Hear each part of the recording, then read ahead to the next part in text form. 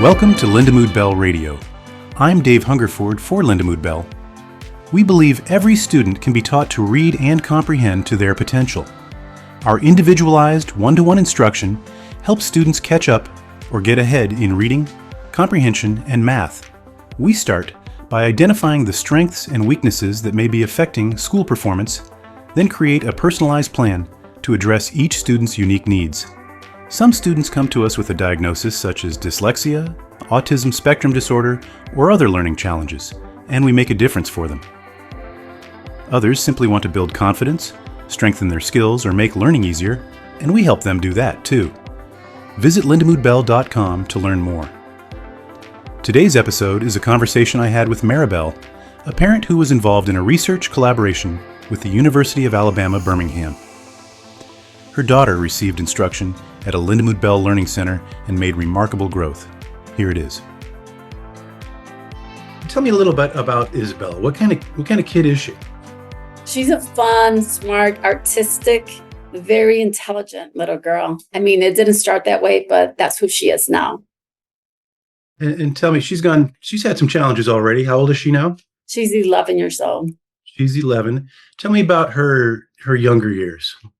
So Isabella got diagnosed at age 4 with when the psychiatrist gave us the diagnosis, she also gave us what Robert Kennedy Jr. calls the never list, that she will never speak, she will never communicate, she will never go to school, and she will never live independently. That's what we were told, right?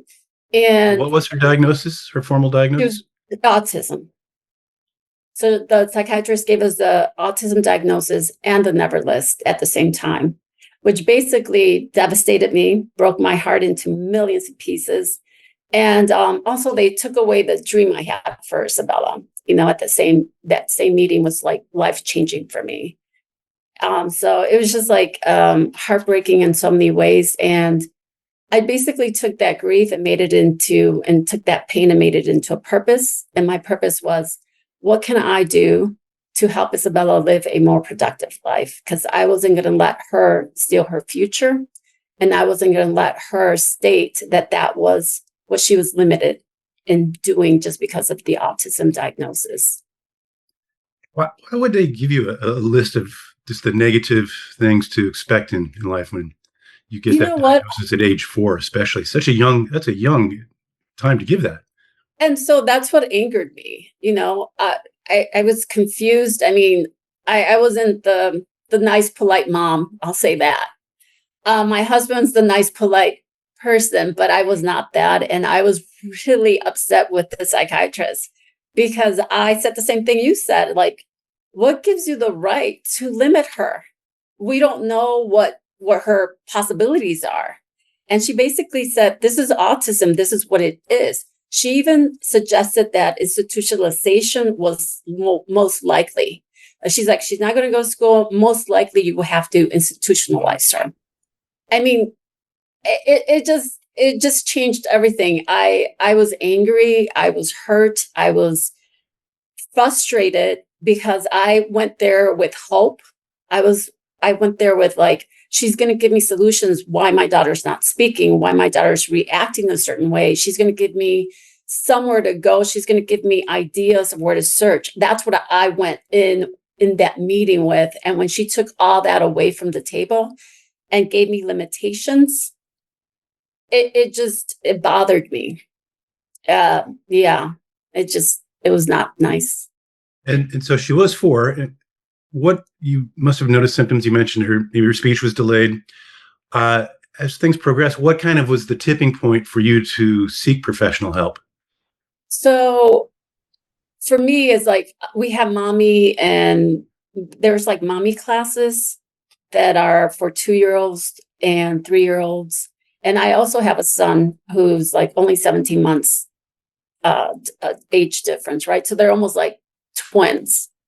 And so he was speaking and he was having conversations and he was just like very fluent in everything that he did. And she was like repeating sentences. She didn't listen to her name, no eye contact. She would like stay at the corner and just be alone all day. She would scream. She would cry a lot.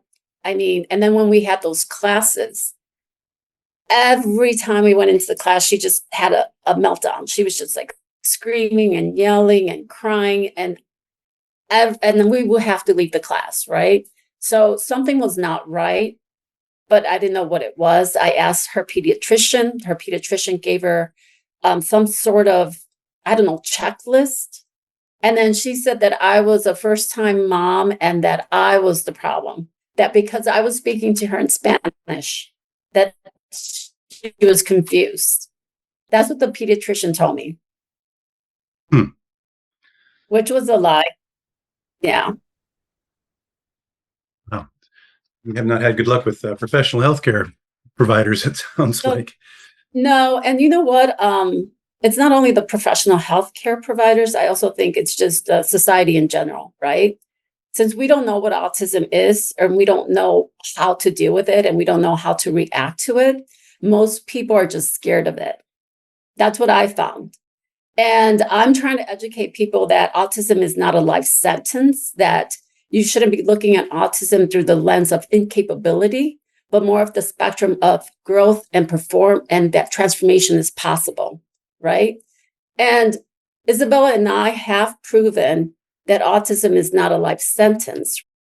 Autism is not, there's no cure for autism, but there's treatments, there's resources, and there's therapies that obviously can take an autistic child from like not being capable of something to living a fulfilling and productive life. We've proven that, you know.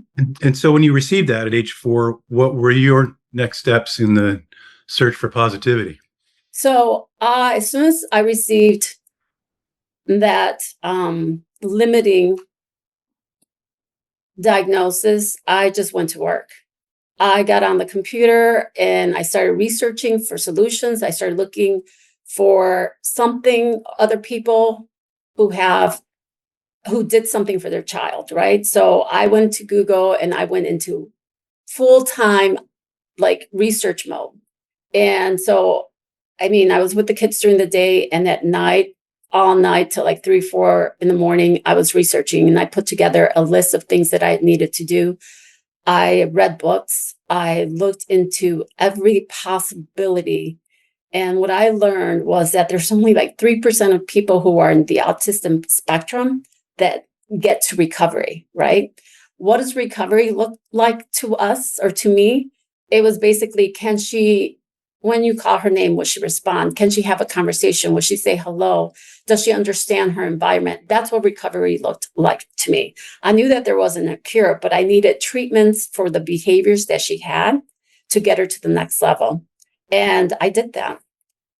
I did that with biomedical interventions, working with like top professionals, lots of speech OT and food therapies, lots of therapies. She had so many therapies that I felt like she wasn't no longer a kid.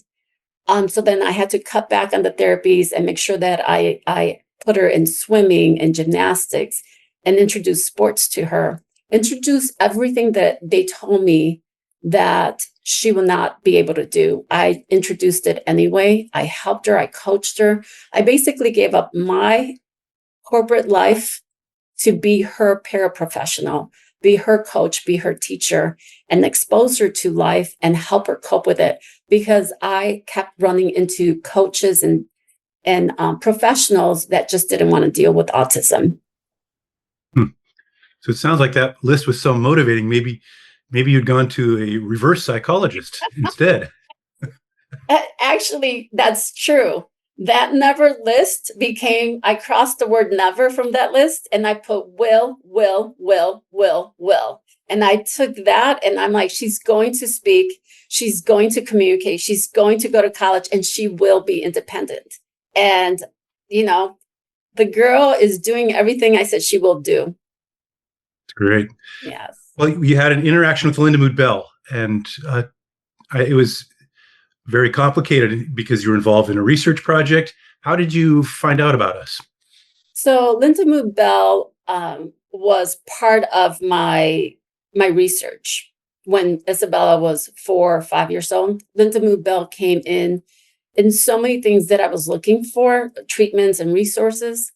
And so what I wanted, because I was having so many challenges with professionals, that I wanted a third party to evaluate Isabella, right? So that I have someone who's not her coach, someone who's not her dance studio, or someone who's not her teacher, actually evaluate her.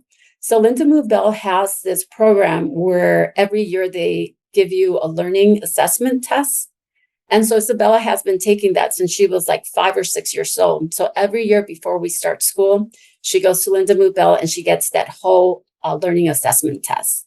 And so she just went in for the evaluation for a couple of years. Huh? Yes, every year she goes there before school starts.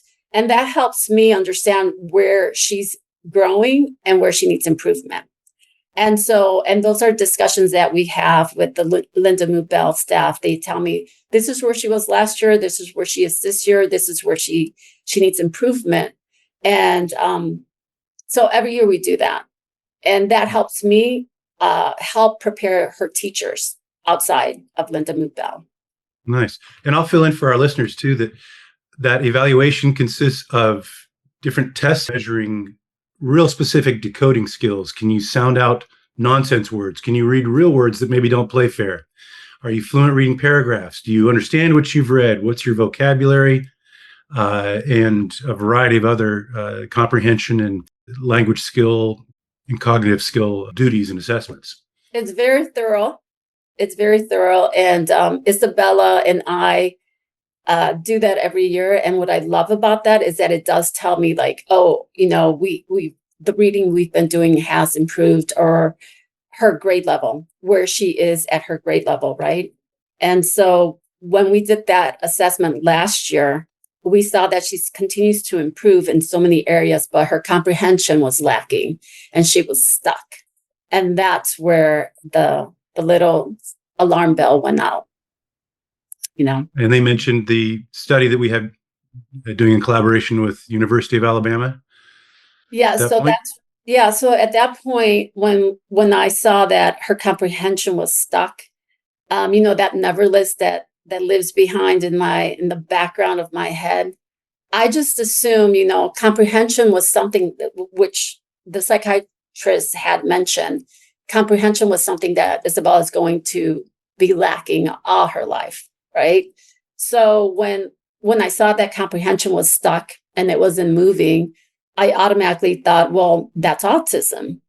How can anyone change, or can they change comprehension in an autistic kid? That I was skeptical. Right. And so they said, Lindamood-Bell didn't just evaluate Isabella. I love that they gave me a solution where no one else did, right? They're like, hey, listen, we can help her. Here is a study that University of Alabama Medical Center is doing with us. And it's utilizing the Visualizing and Verbalizing program that Lindamood offers. And even though I was skeptical, I didn't believe that that's a program like that can actually help an autistic mind. I took the leap of faith again, and I applied for the research study, and we got accepted. The research study was in Alabama, and so Alabama then helped us with the verbalizing visualization program. And right. I worked a little bit on that program too, and you're in the Chicago area, I know, and we've gotten people involved all over the country. It looked at people diagnosed on the spectrum, and you'd go down there and have medical imaging, MRIs, brain scans, before and after instruction. And we had control groups too that were similar and randomly assigned, and they would get 2 scans over the same amount of time, 10 or 12 weeks, I think it was. And then they get the instruction after, but then you could compare the brain scans of those that had it and those that didn't. You went down there or down for the fMRIs, right? Right. We went there, and what happens is they do a test very similar to the one that Lindamood-Bell does. And so they had the before test, and then we did the program with Lindamood-Bell. And that was an extensive 200 hours of one-on-one reading and comprehension. And How many hours a day was that? so for my situation, it was very unique because I also work or part-time, and I needed to get it done as quickly as possible. So Lindamood-Bell worked with my schedule, and so we did it in 3 months. And we did it from 8 to 12, and she had an hour break, and then we went again from 8 to 11, and then we had an hour break, and then she went from 1 to 2 every day, 5 days a week. So it was very extensive. But, the staff made it fun for Isabella. They were very supportive. They made games. We did majority of our testing online because it was winter. So, and then I have another son that I had to get him in and out of school. So they worked with my schedule. So she did it online. And when the weather got better, I took her to the actual facility, and then they were very sweet. They gave her a PJ day, and they had all these wonderful things. And when Isabella completed her 200 hours, they did a huge celebration. So very kind, very sweet staff, and they gave her grace when it got hard. So I really loved that. Did you notice a big difference between the online and the in-person instruction? Not at all. So the online instruction, and that was one of the things that I was very hesitant on. I was like, how can you teach her online if there's no personal connection, right?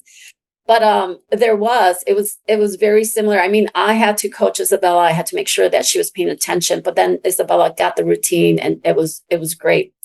The only difference that I saw, that when she went to the center, there were other kids there. So she was very happy to see other kids there. The being there with the person and the laughing was like natural. So she got the taste of both, and both are very effective. Sure. And so did they explain to you kind of the fMRI results at UAB when you went back for your second testing? There was a lot going on. So I think Lindamood got it, and then we went through it, and we went through the entire thing, and Isabella was phenomenal. She improved by leaps and bounds. Great. Were there times during the course of the 3.5 months of instruction where you noticed just changes, maybe aside from, academic skills, but anything at home? Oh, absolutely. It was not, she didn't only progress academically, but socially and personal, right? At the beginning, she was somewhat reserved and she was struggling at school, and there was a difference, right? At the beginning, it was hard. And I saw, when she started the program, I saw her struggle. I saw her feel just frustrated with reading a simple story at the very beginning. And through the middle of the program, I saw the demeanor change. She was happier. She was asking questions. She was smiling. She was interacting. And towards the end, a completely different child. I think she stepped into herself so much that she even got her hair cut and styled, something that she never wanted anyone to do. So she went from a little girl to like this beautiful, vibrant, engaged, confident little girl. So very huge difference. I noticed that the teachers noticed it. My family noticed it. Great. And you noticed that you said that the test scores, the post-test scores bore that out as well? Oh my God. Yes. The test scores are huge. I mean, the comprehension when she started was very low. And now her comprehension level was past high school level. At age 11? Yes, at age 11. So wow. That's why I'm like, I went from a skeptic to a believer. It's just like, what? Yes. That is very remarkable. That's great. The girl is smart. She was just stuck. She just needed a little something to push that little engine. She was just stuck. Once they showed her all the techniques that they used, and all the strategies, she memorized them, and now she uses them in everything. She uses them, like now I have her in softball and playing sports. She's using those strategies to actually live life. It wasn't just the progressing of academic, it was the progress of Isabella. And what's her schooling now? Is she at So an Isabella, elementary school, yeah, middle school? But yeah. so Isabella goes to a private school, dual language, where they speak English and Spanish. And her teachers, I took her out of school for 3 months to do this program. And the teachers they were very supportive, but little like me, very skeptical. They're like, what? Like something's really going to change in 3 months. When I brought her back, all I heard was like, she's different. She is a different child. Whatever you did worked. She's engaged. She's interacting. She's raising her hands. She's communicating. And I said, absolutely, absolutely. So I kept getting this positive feedback from everyone who saw her before the program and then everyone who saw her after the program. So the program worked. That's great to hear. And it's every parent that I've talked to that has similar challenges feel like they've had to become an expert in the field. You undoubtedly, you mentioned your research. Are you in support groups with other parents or have friends that are in similar situations? And if so how have they viewed your experience? Yeah, so support groups, the only support groups that I'm involved in are on Facebook. And the only reason I'm involved in those support groups is not really for me. It was more to give back. It was more to give back, to give hope to, because I know that there's a lot of new moms that are dealing with this. And I don't want them to be where I was. And I don't want them to get that information that I received and feel like it's hopeless. So I'm in those support groups to give back, like, listen, this is what I did. This is what worked. This is my daughter. This is her being nonverbal. This is her now. Look at her sing. Look at her communicate. Look at her talk in front of people. So I'm there to support them, to give them the don't let the limitations of autism fill your cup.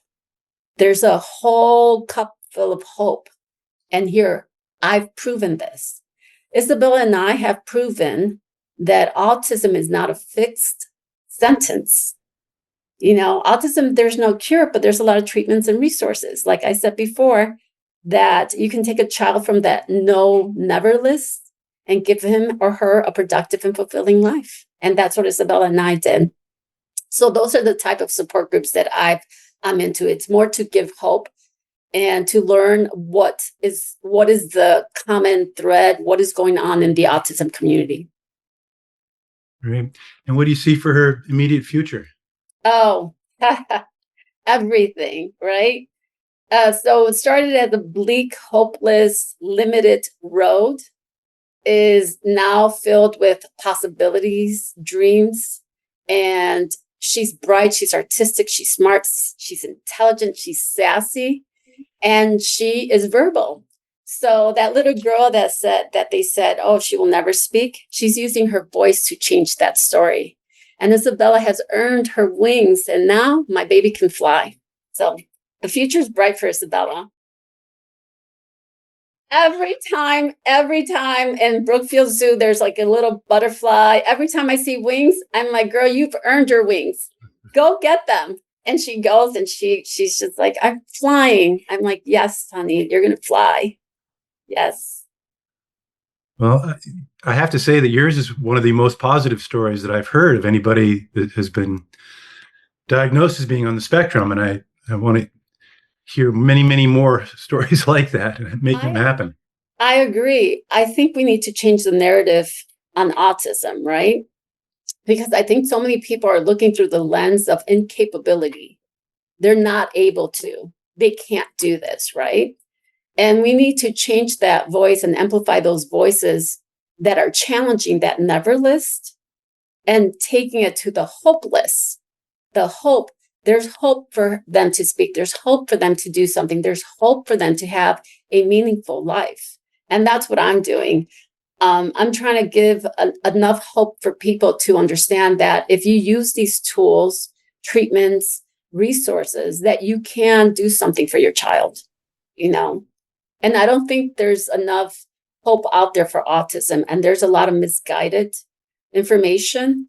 And that's what's limiting the hope. because that information is harmful and puts us in a little box. And autism is really difficult, not only for the child, it's difficult for the parents. We have to look at, here's a little story for, like, when Isabella went in first grade, I saw those parents walking with their kids and asking them, how's your first day of school, And it brings, like, ugh. It's just so hard to think about that, because I knew that my child can't speak. And so I would ask her, how's your day at school? She wouldn't say anything. So I would say, oh, Mom, it was great. And my wish was, like, one day you're going to be able to tell me how your day of school was. And, I worked hard to get that answer. And it was worth it. It was worth it. Sorry. No, that's wonderful. You worked hard and it's paid off. That's the great news. And I think it gives hope and inspiration for others when they see that it's, it's not a death sentence. It's not a never can do anything here, obviously. It's just a lot of work. It's a lot of work, undoubtedly. It's just interesting. To the starting, right? Going from 4 years old, nonverbal, to having a limited life and a bleak future.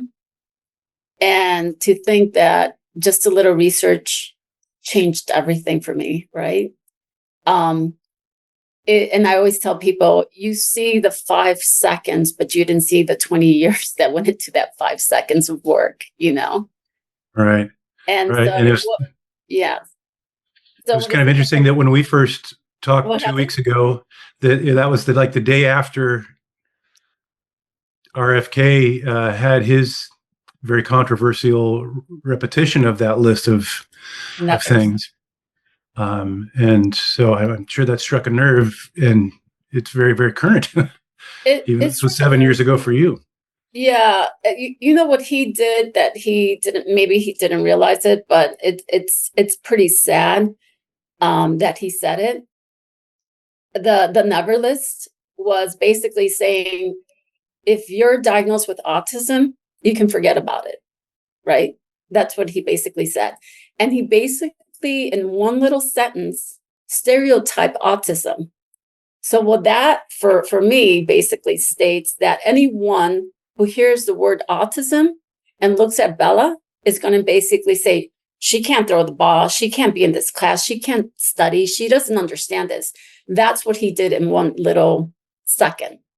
She stereotyped the entire autistic community. A shame, but who do we blame? I always tell people, I don't have time for blame. I need solutions. I don't want to know where it came from. I don't know what autism caused or how it was caused, but I don't want to know what caused autism. That's great if they can find that. I want to know how to treat it. Because if cure is not a possibility, I want the treatments, and I want the treatments for all kids. I want the treatments to be at school. I want the treatments to be at daycares. I want the treatments to be with professionals, right? Because majority of the community and the autistic community, the mothers have to work and they have to bring their kids to a daycare, and the daycare doesn't know how to work with autistic kids. So then the mother has to leave her work to take care of a child. And then how are they going to feed the child? How are they going to give the treatments and educate themselves? Because it's not easy. It's a very difficult thing that TikTok makes look easy, that life makes look easy, but it's not easy. It's a lot of work. Like I said, Isabella spent 200 hours to change her dynamics. One-on-one, like 5 hours a day, 5 days a week. That's ridiculous. It's crazy. I could not do that with her. It took 10 professionals to do that with her every week. That's incredible. It's just hard. So yeah. Well, I know I can speak for Lindamood-Bell and Nancy Bell, who authored Visualizing and Verbalizing, that should be very proud to hear about the the contribution to her growth that was included. Amazing. I couldn't say it. I want to scream at the top of my lungs. Amazing. The girl transformed. It was beautiful. It's beautiful to see. So thank you, Lindamood-Bell, and thank you to the fact that the research is being done. I love that, to Alabama University Medical Center. Dr. Rajesh Khanna, we've worked with him on several projects, and he's a very solid academic as well as a very caring human being. So awesome. pass this along to him as well. Well, thank you so much for sharing. Great. It is, I know it's a short glimpse that we have into your life. Like you said, social media and things just don't show the hard work and effort that go behind that. And that can never be taken for granted. Yes. She suffered. It wasn't easy behind the scenes. Like when she got her 200-hour certificate, I said, well, I got mine too, because it wasn't easy doing the coffee. It wasn't easy being behind the scenes, right? I had to motivate her. I had to wake her up and do exercise and get her mind ready and tell her why it was important. I had to really get her engaged, right? So that she can have a good day. We had little rewards at home for her. It's like, I'll make you hot chocolate. I bought whipped cream. I massaged her feet. I did whatever it took to get her to be alert and be ready and engage. And it worked. Yeah, so it wasn't easy. No. It wasn't easy for the staff either. It's not easy for anyone, but it worked. It worked. Again, thank you so much for sharing. Appreciate it. Thank you. Well, Dave, it was a pleasure. I appreciate everything you guys have done for Isabella. And thank you for listening. You can reach us at our website, lindamood-bell.com, or call us at 800-233-1819. You can also follow us on Facebook, YouTube, Instagram, and X. We are Lindamood-Bell.